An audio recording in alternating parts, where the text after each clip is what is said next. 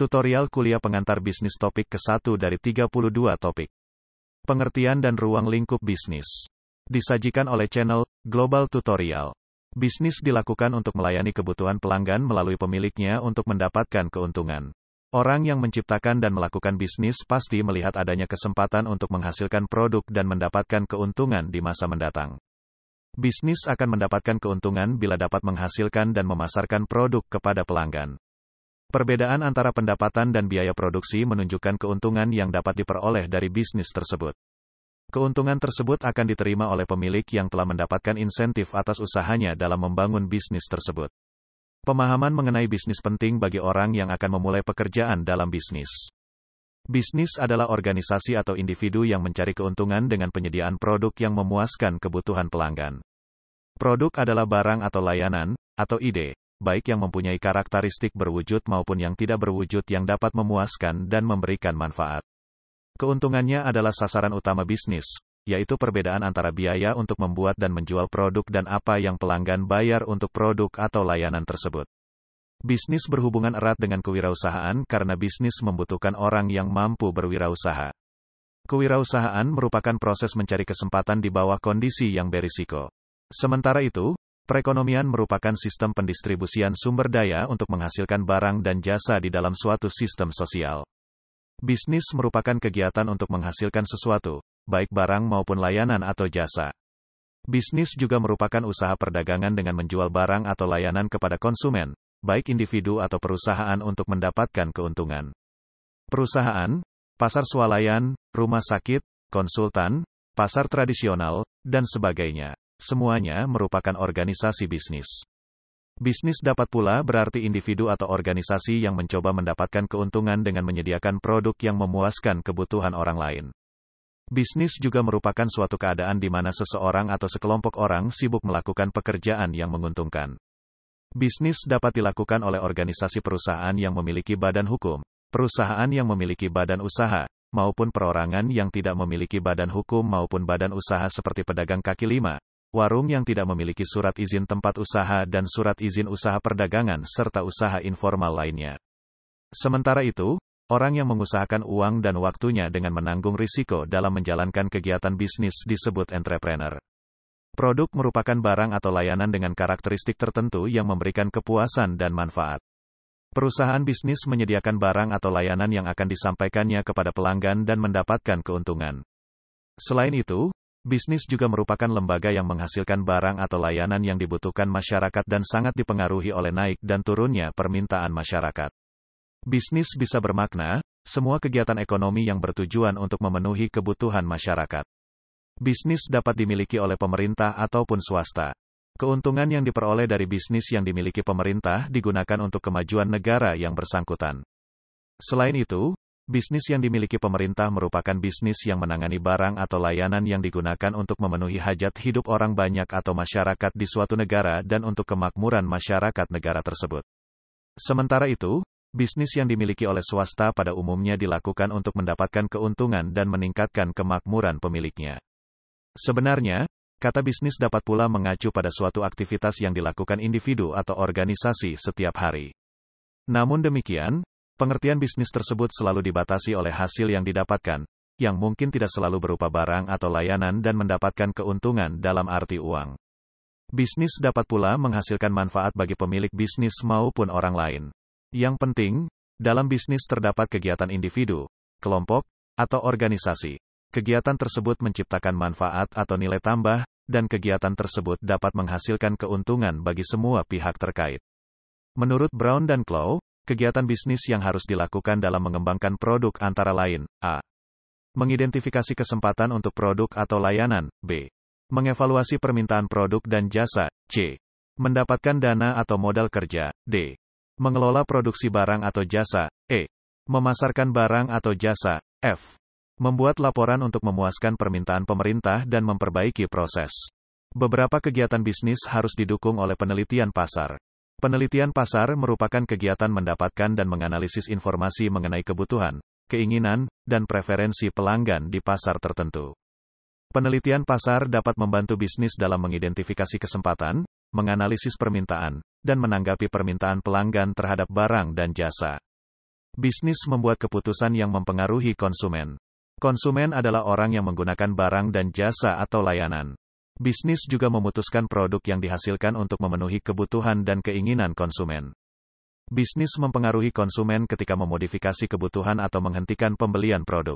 Konsumen juga merupakan orang yang menentukan barang dan jasa manakah yang mereka butuhkan dan konsumen akan membelinya.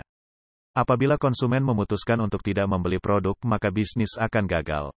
Untuk menghindari kegagalan tersebut, bisnis dapat memodifikasi barang atau layanan yang diberikan untuk memuaskan konsumen. Bisnis yang berhasil atau bisnis yang sehat adalah kegiatan bisnis yang mampu mendatangkan keuntungan, baik dalam jangka pendek maupun jangka panjang. Ada 5 indikator keberhasilan bisnis, yaitu A. Kinerja keuangan meliputi laba atau keuntungan yang dapat dicapai dan produktivitas bisnis tersebut. Keuntungan merupakan selisih antara pendapatan yang diterima dari produk atau layanan yang diberikan pada pelanggan dan biaya yang harus dibayarkan perusahaan untuk menghasilkan produk atau layanan tersebut. Produktivitas merupakan perbandingan antara produk dan jasa yang tersedia bagi pelanggan dan sumber daya yang digunakan untuk menghasilkan produk atau jasa tersebut. B. Kebutuhan pelanggan. Hal ini ditunjukkan dengan kesadaran pelanggan terhadap kebutuhan dan keinginannya serta ketepatan waktu. Layanan kepada pelanggan merupakan kegiatan bisnis untuk memenuhi kebutuhan dan pilihan pelanggan dengan memerhatikan ketepatan dalam waktu. Layanan kepada pelanggan merupakan proses yang berlangsung secara terus-menerus dan tidak akan berakhir. Hal ini disebabkan kebutuhan dan harapan pelanggan selalu meningkat. Oleh karena itu, kegiatan bisnis harus bersifat proaktif terhadap kebutuhan dan harapan pelanggan di masa mendatang. C. Kualitas produk dan jasa. Kualitas dan nilai merupakan fokus kegiatan bisnis saat ini. Pengelolaan kualitas selalu didasarkan pada filosofi yang dikenal dengan perbaikan secara terus-menerus dan berkesinambungan pada semua fase kegiatan operasional perusahaan. D. Inovasi dan kreativitas. Kreativitas merupakan cara berpikir dan berperilaku yang berbeda dan baru. Kreativitas selalu dihubungkan dengan inovasi. Inovasi merupakan pendekatan dan pilihan yang baru sebagai hasil dari kreativitas kegiatan. Dengan kata lain, kreativitas dapat mendorong terjadinya inovasi dalam perusahaan yang melakukan kreativitas tersebut. Akhir-akhir ini, kegiatan bisnis didorong untuk beroperasi sebagai organisasi pembelajar. Organisasi pembelajar merupakan organisasi yang tidak hanya beradaptasi, melainkan selalu kreatif mencari cara baru dan lebih baik untuk melakukan kegiatan operasional untuk memenuhi kebutuhan pelanggan dan karyawan. E. Komitmen karyawan. Organisasi atau perusahaan yang sehat selalu memperhatikan waktu dan usahanya dalam menemukan berbagai cara untuk membangun komitmen karyawan. Salah satu cara yang digunakan perusahaan adalah dengan memberi otoritas dan kewenangan dalam membuat keputusan dan mempertanggungjawabkan keputusan tersebut kepada perusahaan. Komitmen karyawan juga akan menguat apabila pemimpin memahami kemampuan kerja karyawan, menyesuaikan diri terhadap kebutuhan karyawan, dan berusaha memenuhi kebutuhan karyawan tersebut. Barang merupakan produk yang berwujud fisik, tangible, seperti komputer, mobil, sepeda motor, buku, pakaian, makanan, dan sebagainya. Sementara itu, layanan atau jasa merupakan produk yang tidak berwujud, intangible, seperti konsultan, pendidikan, salon, kursus, dan sebagainya. Ada beberapa produk yang tampaknya memiliki dua karakteristik tersebut, seperti penjahit, bengkel, yang memberikan layanan dan memberikan produk yang berwujud. Jenis bisnis tersebut harus mampu memberikan barang dan layanan yang memuaskan pelanggan. Baik barang maupun layanan harus sesuai dengan keinginan dan harapan pelanggan dan harus tepat sesuai dengan harapan pelanggan, baik dalam kuantitas, kualitas, harga, maupun waktu. Perkembangan bisnis saat ini menyatakan bahwa antara barang dan layanan tidak dapat dipisahkan. Hal ini ditunjukkan dengan memberikan layanan yang memuaskan ketika produsen menyampaikan barang yang dihasilkannya. Tujuan utama bisnis adalah melayani kebutuhan pelanggan dan mendapatkan keuntungan atau profit. Tujuan bisnis tersebut merupakan hasil akhir yang ingin dicapai oleh para pelaku bisnis dan dari bisnis yang mereka lakukan, serta merupakan cerminan berbagai hasil yang diharapkan bisa dilakukan oleh bagian-bagian organisasi perusahaan, produksi, pemasaran, sumber daya manusia, keuangan, akuntansi, dan seterusnya. Tujuan bisnis ini akan menentukan kinerja perusahaan dalam jangka panjang. Secara umum tujuan bisnis adalah menyediakan produk berupa barang atau jasa untuk memenuhi kebutuhan konsumen serta memperoleh keuntungan dari aktivitas yang dilakukan. Dalam jangka panjang, tujuan bisnis yang akan dicapai tidak hanya untuk memenuhi kebutuhan konsumen. Ada banyak hal yang ingin dicapai oleh perusahaan dalam bisnisnya, antara lain, 1. Market standing, yaitu penguasaan pasar yang akan menjadi jaminan bagi perusahaan untuk memperoleh pendapatan penjualan dan profit dalam jangka panjang. 2. Innovation yaitu inovasi dalam produk, barang atau jasa, serta inovasi keahlian. Tujuan bisnis yang ingin dicapai melalui inovasi adalah menciptakan nilai tambah suatu produk. 3. Physical and financial resources, yaitu penguasaan terhadap sumber daya fisik dan keuangan untuk mengembangkan perusahaan menjadi semakin besar dan semakin menguntungkan. 4. Performance and development, yaitu pencapaian tujuan organisasi dalam bidang operasional. Untuk dapat mengelola perusahaan dengan baik, organisasi perlu memiliki berbagai kemampuan dan keahlian yang sesuai dengan profesinya. Oleh karena itu, diperlukan peningkatan kinerja dan pengembangan kemampuan manajer melalui serangkaian kegiatan kompensasi yang menarik dan program training and development yang berkelanjutan. 5. Worker performance and attitude, yaitu tujuan jangka panjang dalam hal tercapainya sikap karyawan terhadap perusahaan dan pekerjaannya. Untuk mencapai tujuan tersebut, maka perusahaan perlu memperhatikan pekerjaan karyawan agar dapat dikerjakan dengan baik dan dapat meningkatkan keterikatan karyawan pada perusahaan dan pekerjaannya. 6. Public responsibility, yaitu tanggung jawab sosial seperti memajukan kesejahteraan masyarakat, mencegah terjadinya polusi, dan menciptakan lapangan kerja bagi masyarakat. Keuntungan merupakan selisih atau perbedaan antara hal yang didapatkan, revenues, dan hal yang dibayarkan atau dikeluarkan, expenses. Individu yang melakukan bisnis adalah orang yang mampu melihat kesempatan dengan menghasilkan produk, baik barang maupun jasa maupun orang yang menghasilkan barang atau jasa dengan harga yang lebih rendah daripada harga yang ada saat ini. Dapat dikatakan bahwa keuntungan merupakan penghargaan bagi para pemilik bisnis terhadap risiko yang mereka hadapi atau karena uang dan waktu yang telah mereka keluarkan untuk menghasilkan barang atau memberikan layanan tersebut. Namun demikian, tidak semua bisnis mempunyai tujuan utama mendapatkan keuntungan. Organisasi nirlaba, non-profit organization, merupakan organisasi bisnis yang menyediakan produk, baik barang maupun layanan, tetapi tidak mempunyai tujuan mendasar berupa keuntungan. Contoh organisasi tersebut adalah Palang Merah Indonesia, gereja, sekolah-sekolah, rumah sakit, dan berbagai organisasi-organisasi sosial yang ada di tengah masyarakat. Berbicara mengenai bisnis tidak dapat terlepas dari pembahasan mengenai sistem perekonomian. Sistem perekonomian adalah sistem yang digunakan oleh suatu negara untuk mengalokasikan sumber daya yang dimilikinya baik kepada individu maupun organisasi di negara tersebut. Perbedaan mendasar antara sebuah sistem perekonomian dengan sistem perekonomian lainnya adalah cara sistem itu mengatur faktor produksinya. Dalam beberapa sistem, seorang individu boleh memiliki semua faktor produksi. Sementara dalam sistem lainnya, semua faktor tersebut dipegang oleh pemerintah. Sistem perekonomian merupakan suatu sistem yang mengatur kondisi perekonomian suatu negara sesuai dengan kondisi kenegaraan dari negara itu. Setiap negara memiliki sistem perekonomian yang berbeda-beda. Hal itu disebabkan setiap negara memiliki ideologi, kondisi masyarakat, kondisi perekonomian, serta kondisi sumber daya alam yang berbeda-beda. Sistem perekonomian dapat diartikan sebagai kegiatan produksi, konsumsi, dan distribusi yang bertujuan untuk memenuhi kebutuhan masyarakat. Bisnis dapat dimulai secara bebas oleh setiap individu. Keuntungan yang diperoleh individu dari bisnis tersebut juga dimanfaatkan sendiri oleh individu tersebut. Hal ini disebabkan negara-negara tersebut menganut sistem perekonomian pasar bebas. Sementara itu, di negara sosialis seperti Uni Soviet, bisnis dimiliki oleh pemerintah dan tidak berorientasi pada keuntungan. Bisnis yang tidak berorientasi pada keuntungan tidak akan termotivasi untuk menghasilkan produk yang menguntungkan dan tidak termotivasi untuk memuaskan kebutuhan atau harapan pelanggan atau masyarakat. Di Indonesia, kegiatan bisnis didasarkan pada Pasal 33 UUD 1945. Dalam pasal tersebut dinyatakan bahwa kegiatan perekonomian yang mempengaruhi hajat hidup orang banyak dikuasai dan dikelola oleh pemerintah atau negara, seperti perusahaan listrik negara, perusahaan daerah air minum, dan PT Kereta Api Indonesia, sedangkan kegiatan perekonomian lainnya dapat dilakukan oleh pemerintah maupun swasta. Untuk mendapatkan keuntungan, individu atau organisasi memerlukan keahlian pengelolaan, manajemen, untuk merencanakan, mengorganisasi atau mengordinasi, dan mengendalikan semua kegiatan bisnis, menemukan dan mengembangkan karyawan, sehingga dapat membuat produk yang dapat dijual dan mendapatkan keuntungan. Bisnis juga memerlukan keahlian dalam memasarkan produknya.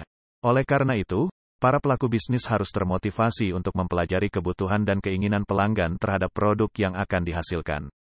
Hal ini dibutuhkan untuk menghasilkan barang atau memberikan layanan, menentukan harga, mempromosikan, dan mendistribusikan produk tersebut.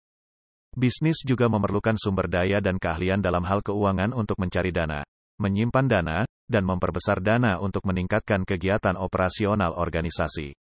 Kegiatan bisnis tidak lepas dari berbagai tantangan, seperti hukum dan peraturan pemerintah, etika dan tanggung jawab sosial bisnis sebagai anggota masyarakat, perubahan ekonomi, teknologi, dan sosial. Untuk memperoleh dan mempertahankan keuntungan, organisasi bisnis harus mampu menghasilkan produk yang berkualitas, dapat beroperasi secara efisien, mampu melaksanakan tanggung jawab sosial, dan menjunjung tinggi nilai etika dalam masyarakat terkait dengan pelanggan, karyawan, investor, peraturan pemerintah, komunitas, dan masyarakat.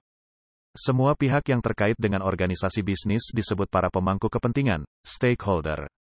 Menurut Farrell, ada 3 kegiatan utama bisnis, yaitu manajemen, pemasaran, dan keuangan.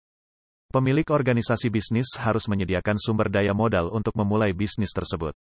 Pemilik harus mampu mengelola bisnisnya dengan menggunakan karyawan atau sumber daya manusia dan sumber daya lain yang dimilikinya. Pemilik bisnis harus mampu mengelola bisnisnya untuk memuaskan kebutuhan dan harapan pelanggan. Pengelolaan sumber daya manusia merupakan kegiatan mengordinasi kegiatan karyawan untuk mencapai tujuan organisasi. Kegiatan mengordinasi ini bertujuan mengorganisasi semua sumber daya manusia agar dapat bekerja secara efisien dan memotivasi sumber daya manusia tersebut untuk mencapai sasaran bisnis. Produksi dan pemanufakturan merupakan elemen lain dari manajemen. Selain manajemen atau pengelolaan, bisnis juga memerlukan kegiatan pemasaran. Pemasar berusaha mengetahui kebutuhan dan harapan masyarakat atau pelanggan. Pemasar juga berusaha memasarkan produknya menggunakan kegiatan promosi, baik melalui periklanan, penjualan personal, promosi, maupun publisitas untuk mengkomunikasikan manfaat dan keunggulan produknya kepada pelanggan. Organisasi nirlaba juga memerlukan promosi. Kegiatan bisnis juga memerlukan kegiatan keuangan, yaitu mencari sumber dana untuk melakukan kegiatan bisnis dan menggunakan sumber dana tersebut untuk melaksanakan kegiatan bisnis. Ada berbagai jenis bisnis. Manufaktur merupakan jenis bisnis yang menghasilkan barang yang berasal dari beberapa bahan mentah yang diolah menjadi barang jadi dan mendapatkan keuntungan. Bisnis jasa merupakan bisnis yang menghasilkan layanan atau produk yang bersifat tidak berwujud yang mendapatkan keuntungan dari pembayaran atas layanan yang diterima pelanggan. Agen, pedagang besar, pengecer, atau distributor lainnya merupakan jenis bisnis yang merupakan perantara antara produsen dan konsumen. Pada umumnya mereka membeli barang dari produsen kemudian dijual ke konsumen akhir dengan mendapatkan keuntungan. Kebanyakan toko-toko yang ada di sekitar kita melakukan bisnis dengan melaksanakan bisnis ini. Bisnis pertanian adalah bisnis yang menghasilkan barang hasil pertanian seperti padi, jagung, ketela, sayuran, buah-buahan, dan sebagainya. Pertambangan merupakan bisnis yang menghasilkan bahan tambang, seperti minyak bumi batu bara, dan sebagainya. Bisnis transportasi merupakan bisnis jasa yang memberikan layanan angkutan kepada masyarakat. Bisnis ini menjual layanan berupa kenyamanan, ketepatan waktu, dan keramahan kepada para pelanggan. Bisnis properti adalah bisnis yang menghasilkan keuntungan dengan cara menjual atau menyewakan rumah atau bangunan lainnya serta menjual interior dan eksterior rumah dan bangunan lainnya. Masih banyak lagi berbagai jenis bisnis yang ada di sekitar kita yang tidak dapat disebutkan satu persatu. Belajar bisnis dapat membantu kita mengembangkan keahlian dan memperoleh pengetahuan untuk mempersiapkan karir di masa mendatang. Apakah yang akan kita lakukan di masa mendatang? Kita akan mengikuti bisnis orang lain atau bekerja pada orang lain? Ataukah kita akan berbisnis sendiri dengan mengelola sumber daya manusia dan sumber daya lainnya untuk mendapatkan keuntungan? Selain itu, kita dapat mengambil keputusan. Bisnis apa yang akan kita tekuni?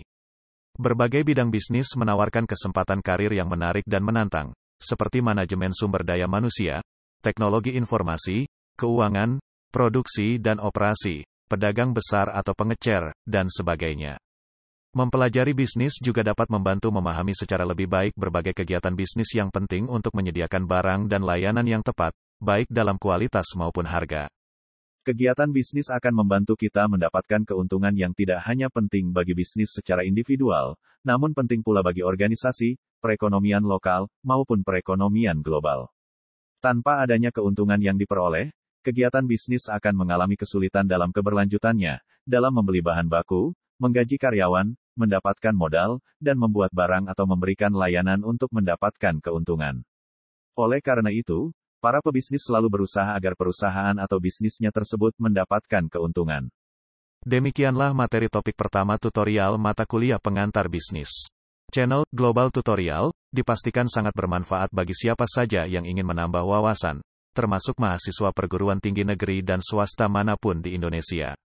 Video tutorial juga dituturkan dan disubtitelkan agar dapat ditonton, dibaca sambil didengarkan.